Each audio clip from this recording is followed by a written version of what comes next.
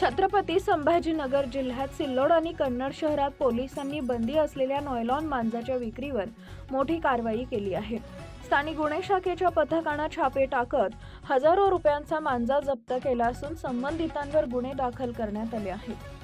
सिल्लोड शहरात नॉयलॉन मांजा विक्रीबाबत माहिती मिळताच स्थानिक गुन्हे शाखेच्या पथकाने कारवाई केली।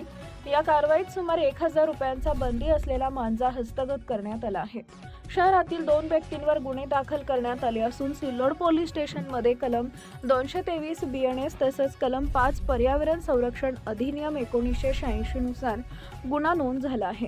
ही कारवाई PSI Mahesh Ghuge, HC Kasim Shaikh, Sachin Rathod, police अंमलदार बलबीर सिंग बहुरे आणि शिवाजी मगर यांनी संयुक्तरित्या केली आहे।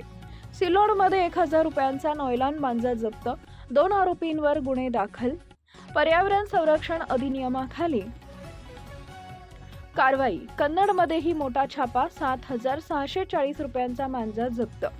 कन्नड शहरातील शिवनगर भागात एका घरासमोरील मोकळ्या आवारात नॉयलॉन मांजा विक्री होत असल्याची माहिती पोलिसांना मिळताच स्थानिक गुन्हे शाखेच्या पथकाने दिनांक 10 रोजी सायंकाळी छापा टाकला। या कारवाईत 7640 रुपयांचा बंदी असलेला नॉयलॉन मांजा जप्त करण्यात आलाय। ही कारवाई पोलीस निरीक्षक विजयसिंग राजपूत यांच्या मार्गदर्शनाखाली सहाय्यक पोलीस निरीक्षक इंगळे व त्यांच्या पथकाने केली आहे।